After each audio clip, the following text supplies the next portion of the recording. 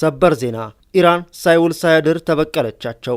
ከፍተኛ የደህንነት ሹሟ በትላንትናው ዕለት የተገደሉባት ኢራን ሌሊቱን የበቀል ክንዷን አሳይታለች። የኢራን አብዮታዊ ዘብ ባወጣው መግለጫ ሌሊቱን የበቀል ጥቃት መፈጸሙን አረጋግጦ 2 ከፍተኛ የእስራኤል ጦር ጀነራሎችና 4 የሚሆኑ መካከለኛ ማዕረግ ያላቸው የጦር አመራሮች ተገድለዋል ብለዋል።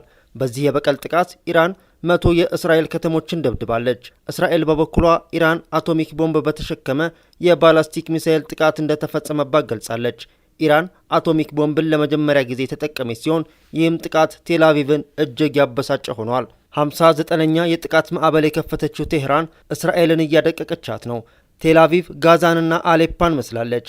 ተገደሉ መባላቸውን ተከትለው አለሁ ለማለት በየቀኑ ቪዲዮ እያሰራጩ ያሉት ኔታንያሁም ኢራን አይታው የማታውቀውን እሳት ይወርድባታል ሲሉ ዝተዋል። ወዲህ ደግሞ ሆርሙዝ ላይ ያለው ትንቅንቅ አይሏል። የዓለም ኢኮኖሚ እስትንፋስ የሆነው ይህ ስፍራ በኢራን ከተከረቸመ በኋላ ዓለም ለኢራን ጽናት እጅ እየነሳ ነው። ትራምፕ ሆርሙዝን በማስከፈት ታሪክ ሰራለሁ ሲሉ እየዛቱ ሲሆን ተጨማሪ ኃይል ወደ ቀጠናው ልከዋል። ውድ የአዲስ ፖስት ቻናል ቤተሰቦች እነዚህን ጉዳዮች በስፋት እንዳስሳለን። እንደተለመደው ቪዲዮን ላይክና ሼር በማድረግ ጥቂት ደቂቃዎች አብራችሁን ቆዩ። ሶስተኛ ሳምንቱ ላይ በሚገኘውና አሜሪካና እስራኤል ከኢራን ጋር በሚያደርጉት ጦርነት የሚሳኤልና የድሮን ጥቃቶች ቀጥለዋል። በኢራንና በአጋሮቿ የሚሊሻ ቡድኖች የሚሰነዘሩ የአጸፋ ጥቃቶች ሌሊቱን ሙሉ የቀጠሉ ሲሆን የሰዎች ሞትም ተመዝግበዋል። የኢራን አብዮታዊ ዘብ IRGC በእስራኤል 100 ቦታዎች ላይ ኢላማ ያደረገ አጸፋዊ እርምጃ መውሰዱ አስታውቋል። በጥቃቱ ጅምላ ጨራሽ የተባለውን የክላስተር ሚሳኤል ቴክኖሎጂ ለመጀመሪያ ጊዜ ጥቅም ላይ መዋሉ ተገልጿል። እንደ ታይምስ ኦፍ ኢንዲያና አሶሺየትድ ፕሬስ ዘገባ ከሆነ በጥቃቱ 2 ሰዎች መገደላቸው ተረጋግጧል። የሚሳኤል ማስጠንቀቂያ ሳይረኖች በቴልአቪቭ በኢየሩሳሌምና በመካከለኛው የእስራኤል አካባቢዎች በስፋት ተሰምተዋል። የእስራኤል መከላከያ ሰራዊት የአየር መከላከያ ስርዓቱ ጥቃቱን ለመመከት ጥረት እያደረገ መሆኑን ገልጿል። ይህ ጥቃት የተፈጸመው ከፍተኛ የኢራን የደህንነት አመራር አሊ ላሪጃን በእስራኤል የአየር ጥቃት መገደላቸውን ተከትሎ መሆኑ ታውቋል። ላሪጃን በቅርቡ በርካታ ከፍተኛ ባለስልጣናት መገደላቸውን ተከትሎ የሀገሪቱን የደህንነት ስትራቴጂ በመምራት ረገድ ቁልፍ ሚና የነበራቸው አንጋፋ መሪ ነበሩ። ቀደም ሲል ሩሲያ በዩክሬን ጦርነት ተጠቅማበታለች የሚባለውን የክላስተር ቦምብ አሁን ላይ በኢራን በኩል ለጥቃት መዋሉ በወቅታዊ ቀውስ ላይ አዲስ ስጋት ፈጥሯል። በተጨማሪ ከሰዓታት በፊት ኢራን በዱባይ ላይ አዲስ የሚሳኤልና የድሮን ጥቃት ሰንዝራለች። የአየር መከላከያ ስርዓቶች ወደ ከተማዋ የሚወነጨፉ ተተኳሾችን ሲያከሽፉ ሰማዩ በፍንዳታ ብርሃን ተሞልቷል። በከተማዋ የተለያዩ አካባቢዎችም ከፍተኛ ፍንዳታዎች ተሰምተዋል።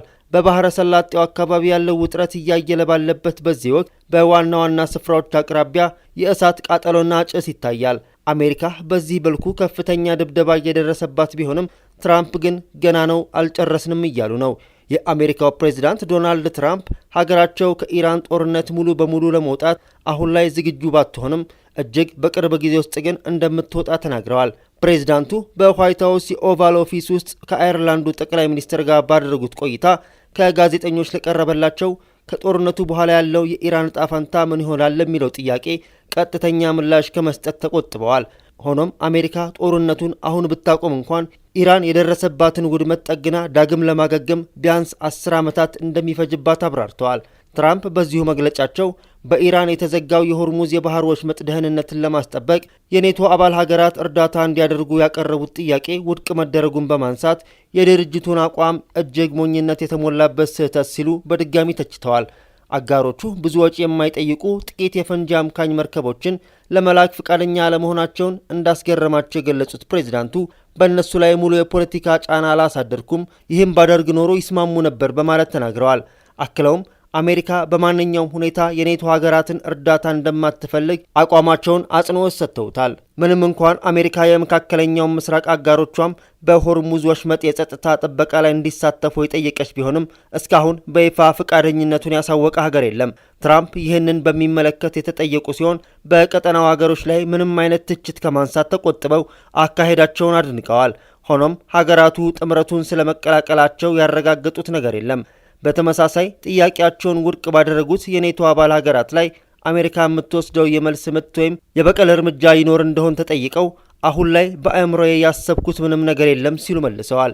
በኢራን የሚደረገው የእግረኛ ጦር ዘመቻ ልክ እንደ ቪየትናሙ ጦርነት አሜሪካን አረንቋ ውስጥ ይከታታል ተብሎ ስለሚሰጠው ማስጠንቀቂያ የተጠየቁት ፕሬዝዳንቱ እኔ በእርግጥም ምንም የሚያስፈራኝ ነገር የለም በማለት ስጋቱን በልበ ሙሉነት አጣጥለውታል። በመጨረሻም በኢራን ጦርነት መባባስ ምክንያት ተራዝሞ የነበረው ከቻይናው ፕሬዝዳንት ሺ ጂንፒንግ ጋር የሚያደርጉት ወሳኝ ስብሰባ ከ5 ወይም ከ6 ሳምንታት በኋላ እንደሚካሄድ በይፋ አረጋግጠዋል።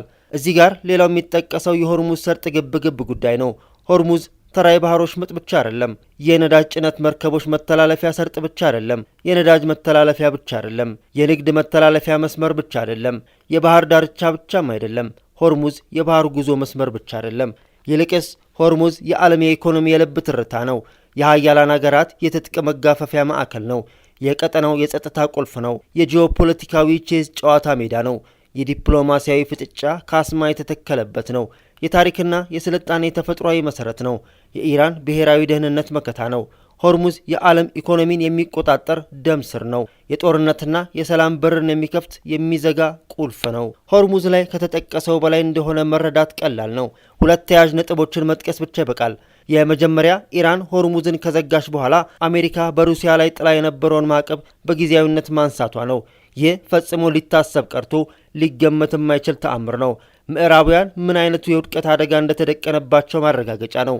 ማንም እንደሚያውቀው አሜሪካና የአውሮፓ ጥምረት ሩሲያን በኢኮኖሚና በወታደራዊ መስኮች ለማንበርከክ የከፈሉት መስዋዕትነት ወደር የለውም። ለዩክሬን በመቶ ቢሊዮኖች የሚቆጠር የጦር መሳሪያ በድረዋል።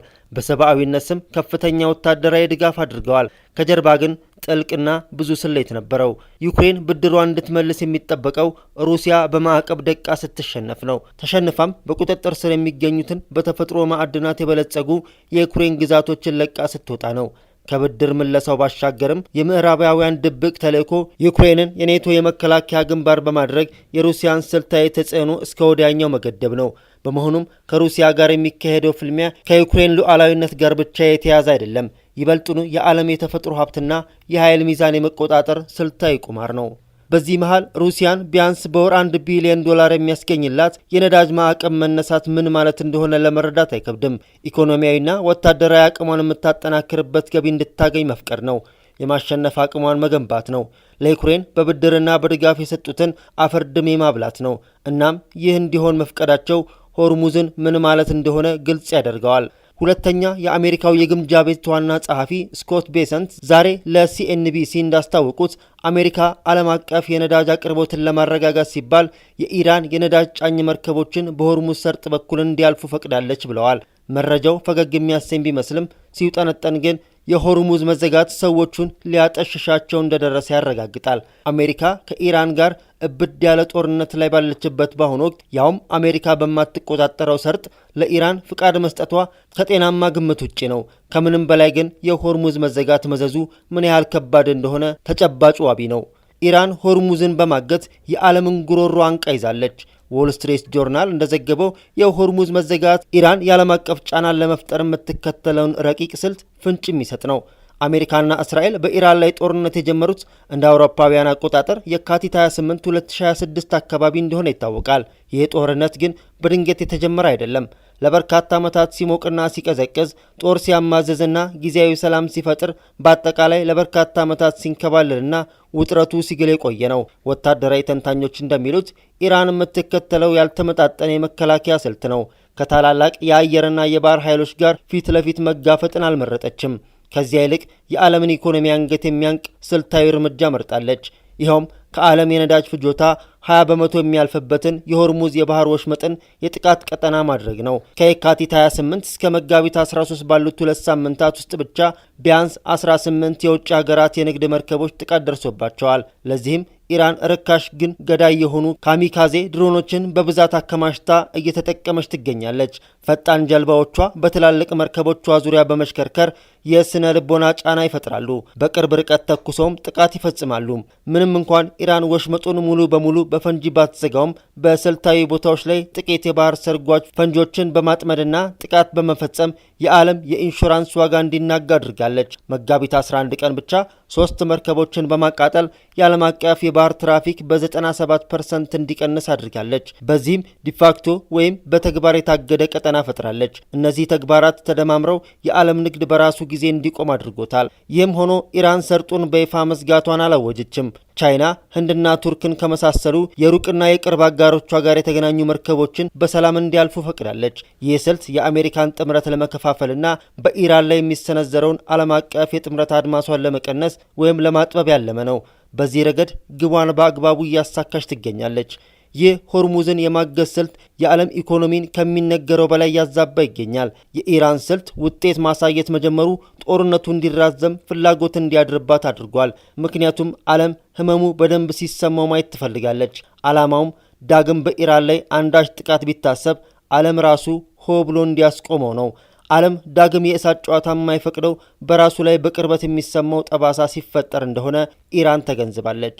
ከዚህ በተጨማሪ ጦርነቱን በማራዘም ዓለም አቀፍ ችግሩ ሲባባዝ ሆርሙዝን መደራደሪያ ካርድ የማድረግ ፍላጎት እንዳላት እየተስተዋለ ነው። ድርድሩ ሆርሙዝን ከእገታ ለመልቀቅ ከተፈለገ በኢራን ላይ የተጣሉ ማዕቀቦች እንዲነሱና ወታደራዊ ጥቃቶች እንዲቆሙ ቅድመ ሁኔታ የማድረግ አዝማሚያዎች በማሳየት ላይ ትገኛለች። በአጠቃላይ የሆርሙዝ ወሽመጥ እገታ የኢራን የመጨረሻው የመከላከያ መስመር ሆኗል።